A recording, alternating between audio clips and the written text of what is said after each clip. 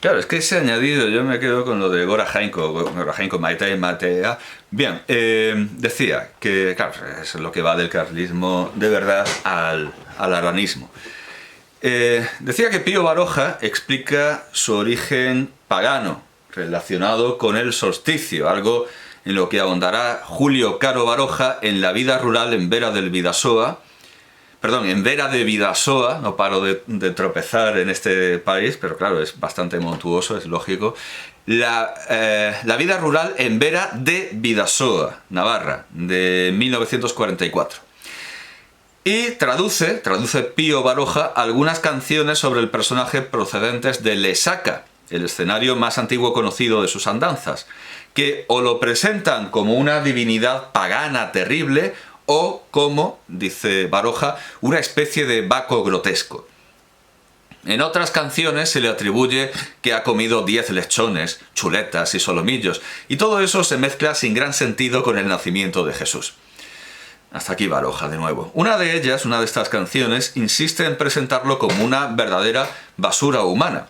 Olenchero, cabezota, sin entendimiento, anoche ha bebido un pellejo de 10 arrobas. ¡Qué cerdo de tripa grande lleno de manzanas podridas! Naturalmente, el rechazo de Baroja a moldarse al Dios de Israel y su añoranza de los dioses paganos y salvajes, que tiene lugar íntegramente desde el anarquismo, fue torcido mediante nuevas doctrinas totalitarias, como tantas veces ha ocurrido con el anarquismo, por ejemplo en China con el taoísmo, que nutrió al legismo. Empezando por los fascistas que compilaron capciosamente sus textos en Comunistas, Judíos y demás ralea, con prólogo de Ernesto Jiménez Caballero, publicado por las ediciones Reconquista, en Valladolid, en 1938.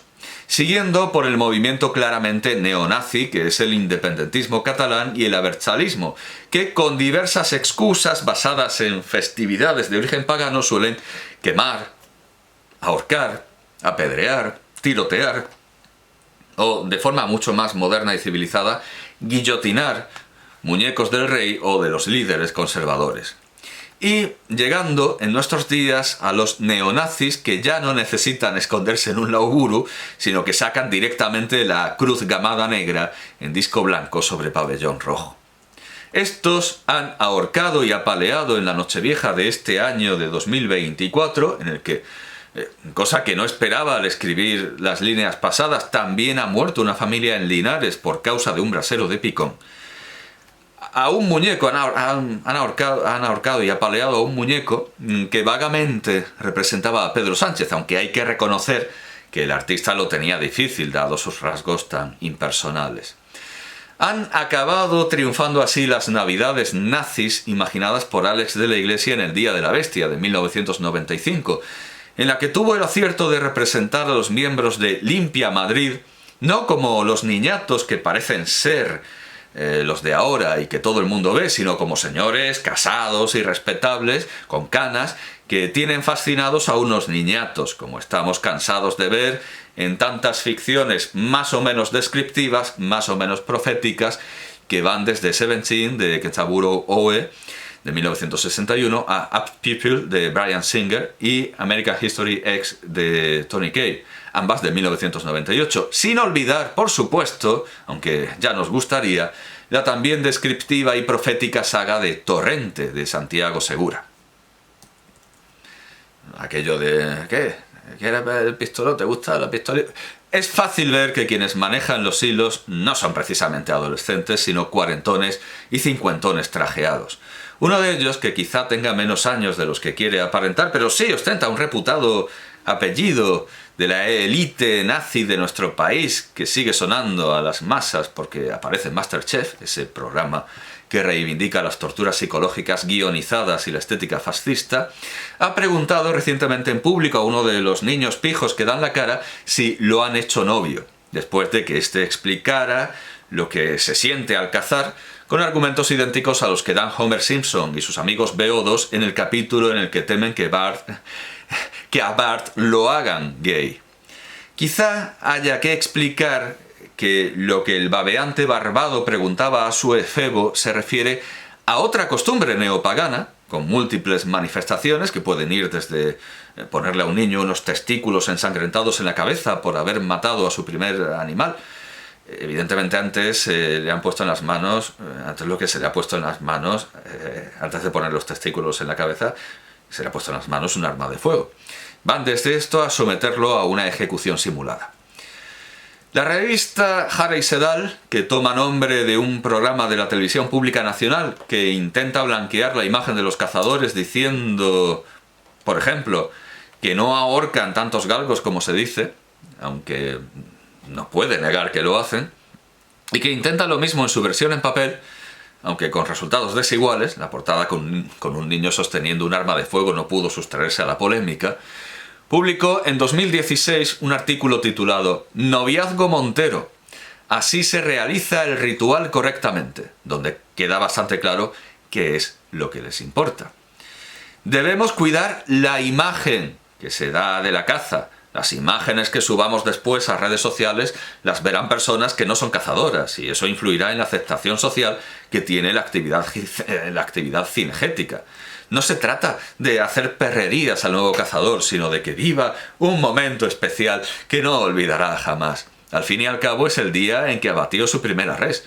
Por tanto, con mancharle la cara con un poco de sangre y mucho respeto será suficiente.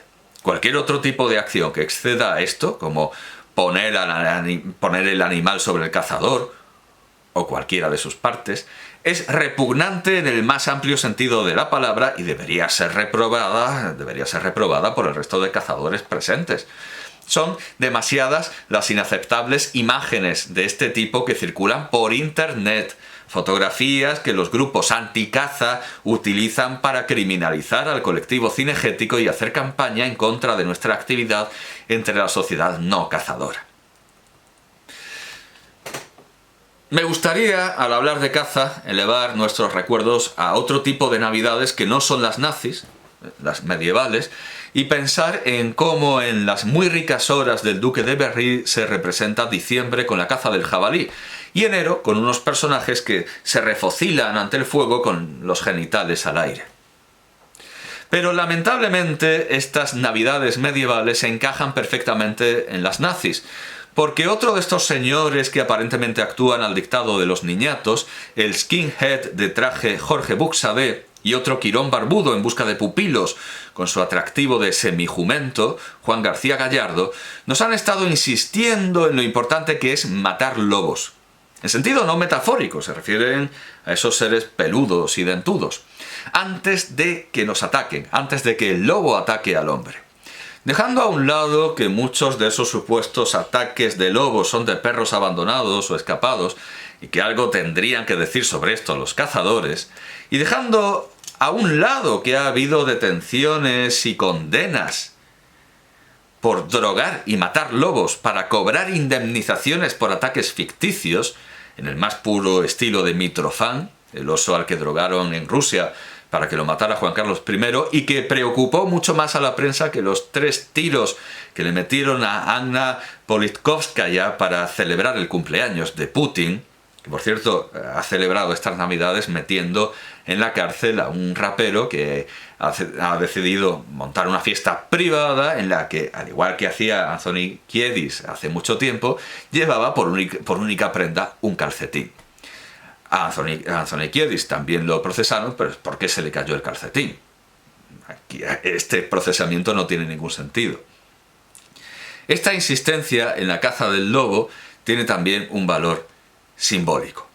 Los neonazis españoles se han sacado de la manga el Noviembre Nacional, una suerte de Black Friday del fascismo, cuya bandera recuerda el Wolfsangel, el anzuelo para lobos, usado por las SS en Ucrania y por los neonazis de aquel país ahora, modelado, remeda el Wolfsangel, pero modelado a manera de 2 Ns con una cruz al estilo de la del Sagrado Corazón de la bandera de los chuanes, puesta de moda por la sacristía de la Vendée, autodenominada como una tertulia sacerdotal contrarrevolucionaria. ¿Para qué? Pues para atraer a los católicos despistados que no se dan cuenta de que pretender vivir en un momento histórico de la Iglesia, de los chuanes, de la Vendée, aquel aquel momento en el que se iba al martirio por rechazar la constitución civil del clero, cosa que ahora todos lo son. Incluso estos curas no van a ser juzgados por un tribunal especial, son civiles, o sea, ellos están pretendiendo vivir en un momento ficticio y esto supone arrogarse privilegios ilícitos y cortar los lazos de obediencia con la Iglesia. A ellos no les vale la Iglesia real. Ellos quieren una iglesia que ven en los libros, en las películas, y que los exime de la obediencia al Papa. Hay, en efecto, católicos que están cayendo como chinos, concretamente como los anticomunistas chinos, que lo son por haber vivido el comunismo en carnes propias, que muchas veces se ven en estos actos neonazis y para los que se suelen escribir justificaciones parecidas, los chinos son muy limpios, a las que los nazis originales daban para considerar a los japoneses arios honorarios. Tampoco pidamos mucha lógica al racismo. Pero hay que especificar, naturalmente, de qué tipo de católicos estamos hablando. Se trata de supuestos defensores del antiguo régimen, del trono y del altar, pero que carecen de todo sentido del deber, de la modestia y de la obediencia, que insultan al rey, llamándolo felpudo sexto, y hacen afirmaciones sedevacantistas, sobre esto ha hablado hace poco el obispo Munilla, sobre el Papa, llamándolo hereje. En suma, son peores que republicanos, porque quieren sustituir el derecho por un atavismo inventado a base de exaltación de la barbarie, homosexualidad reprimida y criadillas en la cabeza. Y son peores que luteranos, porque no quieren aplastar al Papa con su interpretación de la Escritura, ya que, como decía Gustavo Bueno, uno de sus marcados influjos, mezclado con Juan Manuel de Prada, es propio de los católicos no leer la Biblia, sino que directamente quieren sustituir a Dios por ellos mismos y por quieren sustituir a Dios y al Papa y al Espíritu Santo y al Lucero del Alba por ellos mismos y su santa voluntad, llamando catolicismo a lo que a ellos les parezca y no a otras cosas, aunque estén escritas por todas partes en el Evangelio. Si hay algún católico que de verdad quiera seguir siéndolo, que vaya con estos nazis, podría ir viendo El Cardenal de Otto Preminger de 1963 para saber lo que le espera. El skinhead Buxadé ha conseguido dar un giro nazi a uno de los ranciofacts, según el término ranciofact, o sea, es un hecho rancio, es un dato rancio, es un término del dibujante Pedro Vera. Uno de los ranciofacts más característicos de estas fechas. La celebración del primer nacimiento del año. Pues este giro nazi lo ha conseguido Buxadé protestando, porque los nombres y apellidos de los primeros nacidos en Cataluña eran ajenos tanto a la lengua castellana como a la catalana, y defendiendo implícitamente la idea del gran reemplazo o genocidio blanco o conspiración Kalergi, aunque lo ha hecho en la terminología menos imaginativa del globalismo putiniano, que se vende ridículamente como un antiglobalismo. Ha titulado su reflexión, llamémosla generosamente así, aunque es un regurgitado de mentes ajenas de otros señores como él, pero de países más influyentes que el suyo, la ha titulado Listado de los primeros bebés, entre comillas, primeros bebés, nacidos en las regiones sanitarias de Cataluña. Y ha puesto primeros bebés, entre comillas, aunque también podría haber puesto entre comillas bebés, para dejar más claro aún que todo lo que no se nombre y apellide en castellano o catalán es mierda subhumana. Y ha seguido por este tenor. Son palabras de Buxadé. Se comenta por sí sola la situación. La distopía globalista y la promoción de modos de vida autorreferenciados despliega todos sus efectos. Tantos años de abandono de las políticas familiares y demográficas. El futuro de la nación está en las familias. Y ahora pone una coma y luego mayúscula. Las consecuencias imprevisibles se verán en unos años. Yo me he permitido recordarle las palabras de Homer Simpson en el ya citado capítulo sobre la caza como remedio contra la enfermedad de volverse gay, en el que Marge le dice: tú no cazas y que yo sepa eres muy macho. Y Homer le responde: así, ¿cuánto hace que no te doy un hijo? Y le he dicho a Buxadé que hay natalidad. Lo que pasa es que no es la que usted quiere. ¿Cuántos hijos ha tenido usted este año? ¿Qué ha hecho por la natalidad? Deje de servir al feminismo radical y al lobby LGTBIQ, deje el alcohol y el tabaco, aliméntese con buenos productos nacionales y póngase a empujar.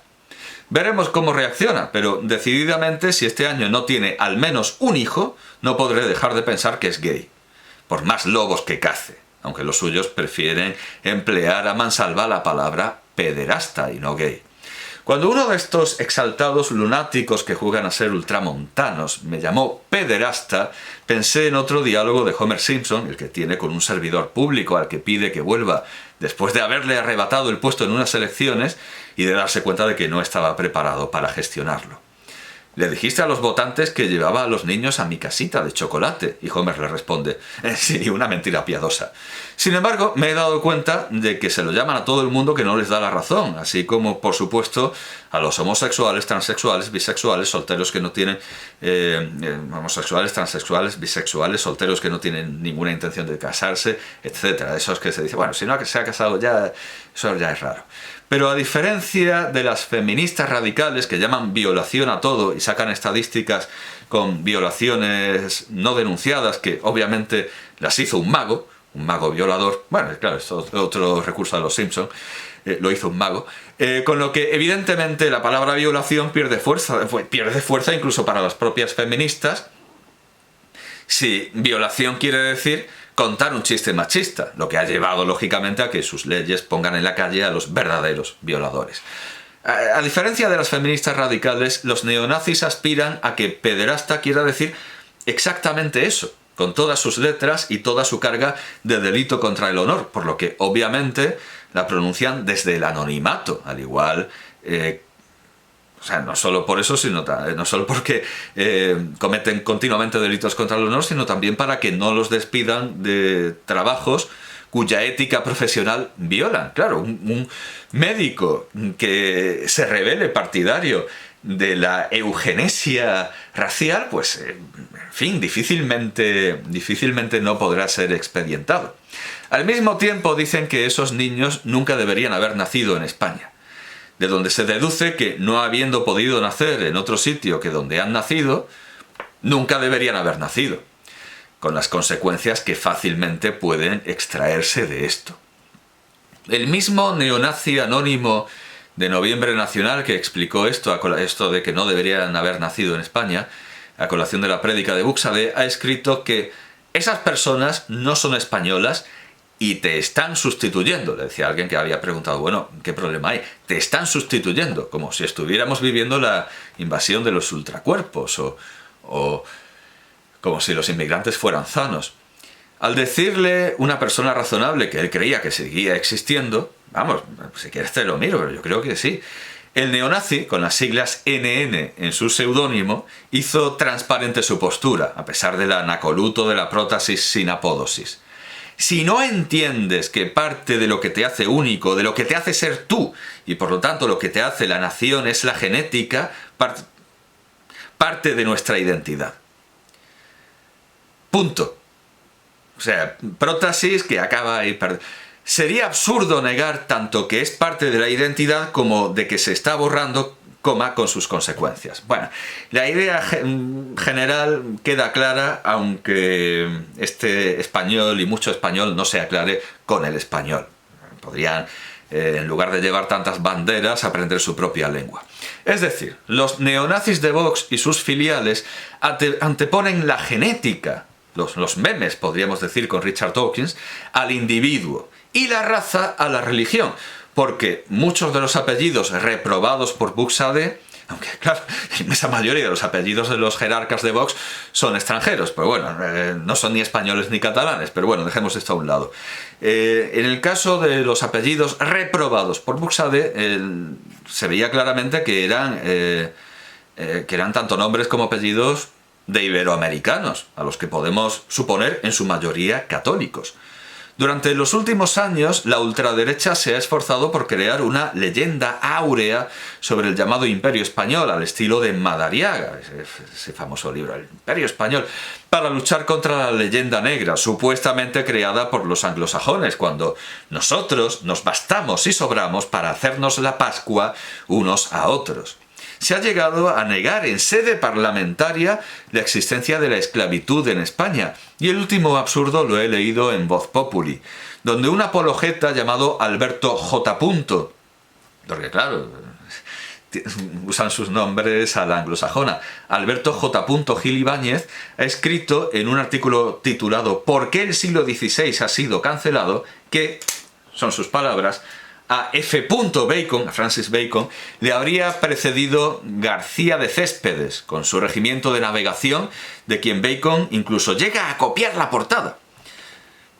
Bacon no llega incluso a copiar la portada, llega solo a inspirarse en ella para la portada de la Instauratio Magna, que tiene un sentido alegórico mucho más profundo y una ejecución artística que sería ridículo comparar con los garabatos cutres de la del regimiento. Y estamos hablando únicamente de la portada, que obviamente no grabaron los autores. El apologeta obviamente no ha pasado de las portadas de ninguno de los dos libros. Y además ignora que García de Céspedes no es precisamente el cancelado. Basta leer la descripción de la Biblioteca Nacional de Madrid sobre el Islario General de todas las islas del mundo de Alonso de Santa Cruz, donde se explica lo que de todas maneras se ve perfectamente en la reproducción digital. Dice la descripción: en la portada figura como autor Andrés García de Céspedes, cosmógrafo y cronista, que usurpó la obra de su antecesor, primitivamente dedicada a Felipe II, y la dedica a Felipe III, le pone un palote más. El nombre de Alonso de Santa Cruz ha sido raspado.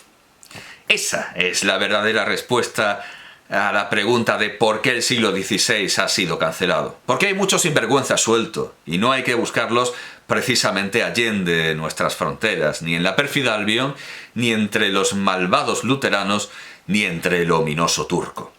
Era de esperar que a esta ultraderecha que iba más allá de la verdad se sumara otra, aún más ultraderecha, que va más allá de todo atisbo de decencia, que haciendo el mismo trabajo de espigar frases y datos sueltos en medio milenio de historia, llegara a la conclusión de que el famoso Imperio Español sí era racista y destructor, y que nosotros tenemos que ser igualmente racistas y destructores, porque honra merece quien a los suyos parece, y restaurar, y que tenemos que restaurar la limpieza de sangre, los guetos, y las expulsiones, mejor, la Inquisición, la esclavitud y la tortura.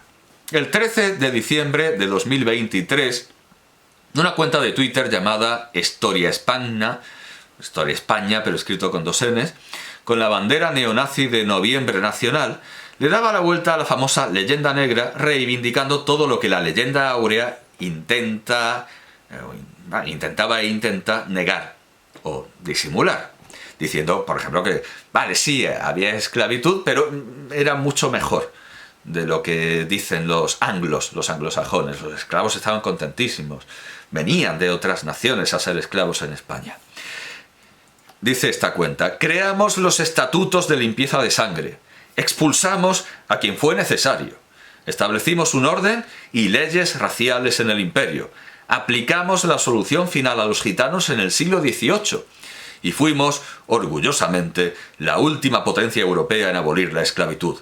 Somos España. Y añadía que en 1784 la Real Audiencia de Santo Domingo aprobó un proyecto de código legal para el gobierno de los negros de la isla española, esclavos libres y mestizos.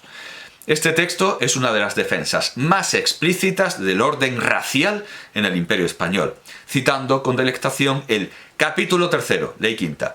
Por tanto, todo negro, esclavo o libre, pardo, primerizo o tercerón, y en adelante, será tan sumiso y respetuoso a toda persona blanca como si cada una de ellas fuera su mismo amo o señor del siervo. Aunque reconociendo luego que El código fue aprobado por la Real Audiencia de Santo Domingo y elogiado, pero no llegó a ser ratificado por la corona por motivos poco claros, pero no relacionados con la condición de los negros, al parecer por coincidir con la preparación de una reforma legislativa general. Naturalmente todo esto es la misma historia de picoteo de siempre, porque igualmente sobre los negros podría recordarse la petición de Juan Santos Atahualpa recogida por Fray Manuel del Santo y Fray Domingo García, que ahora han de venir padres a la montaña a enseñar sus indios, pero que no los han de acompañar negros ni viracochas. Y si los padres no quisieran así, que él traerá Juan Santos, que él traerá a el obispo del Cuzco para que ordene a estos indios para padres, pues también entre los negros ha visto él padres negros con barbas largas diciendo misa. Y que aunque no sean blancos como los españoles, como los viracochas, aunque no sean blancos como los españoles, bien pueden ser padres y sacerdotes. Pero supone todo esto una sorprendente equiparación del españolismo, de innegables raíces católicas, con aquellas formas de neopaganismo que defienden los sacrificios humanos. Estos neonazis intentan recuperar solo los pecados del catolicismo en detrimento del propio catolicismo, mientras llaman a los defensores de la ultraderecha que les ha precedido y con la que comparten espacio, hispanchistas, porque a los americanos los llaman panchitos, tiraflechas y monos. Según esta doctrina neonazi, la perpetuación de los genes arios está por encima de cualquier acción moral meritoria, si excluimos, acaso, las que tienen que ver con el exterminio de los genes no arios. A pesar de esto, muchos sedicentes católicos no se dan cuenta de que la conclusión lógica de todo esto es la persecución del clero, como ocurrió en el tiempo de los nazis originales, especialmente a partir de la campaña de desprestigio de Julius Streicher desde Der Stürmer en 1936, que consideraba a los curas y monjas tan culpables como los judíos de contaminar la raza aria por no querer reproducirse, y la más general de 1937 del en un principio más moderado Joseph Goebbels, que los acusaba de ser todos pederastas. Goebbels se decidió por esa mentira piadosa que multiplicaba geométricamente algunos casos reales después de la encíclica de Pío XI Mit brennender Sorge, en la que en la traducción de la página digital de la Santa Sede se leen cosas como esta. Solamente espíritus superficiales pueden caer en el error de hablar de un Dios nacional, de una religión nacional, y emprender la loca tarea de aprisionar en los límites de un pueblo solo, en la estrechez étnica de una sola raza, a Dios, creador del mundo, rey y legislador de los pueblos, ante cuya grandeza las naciones son como gotas de agua en un caldero. Isaías 40:15. No voy a decir que un nazi no pueda ser católico. De hecho, Goebbels era católico, al igual que Hitler y muchos de sus peores asesinos, al estilo en que se afirma que los terroristas no son musulmanes por parte de los yihadistas takfiristas y los progres buenistas, que no Gustavo buenistas, ya que esta especie no dice musulmanes, sino sarracenos. Pero no puede presumir de católico quien esté en contra del poder de Dios y se niegue a ser una gota de agua en un caldero, diciendo que una nación no es una melting pot como la de la obra de Israel Zangwill, que obviamente bebe de Isaías. Quizás sea inconveniente decirlo en español, en un momento en el que la Iglesia Católica está siendo salvajemente perseguida por el Estado en Nicaragua, pero a un católico debe importarle la Iglesia más que el poder terreno. Por eso la Iglesia condenó a la acción francesa de Maurras, previendo, como juzgó Antonio Gramsci, que podía volverse contra ella. Por eso la Iglesia condenó al nazismo y no excomulgó a Hitler, como en un principio llegó a pedir Mussolini, solo por diplomacia, para salvar vidas. Y por eso un católico al que se intente captar para una causa política poniendo la cruz en una bandera debe tener siempre presente, debe tener presente más que nunca, que detrás de la cruz está el diablo. Y que no solo el nacionalismo es la guerra, como decían los socialistas franceses, sino que la nación es la guerra. Y que al final, como el cardenal Wolsey, según las palabras de Cavendish, Holinshed y Shakespeare, como Antonio Pérez y como Sir James Hamilton, según se le apareció en un sueño a Jacobo V de Escocia, según Nathaniel Crouch, acabarán lamentando haber servido más a su rey que a su Dios. Y tanto peor cuando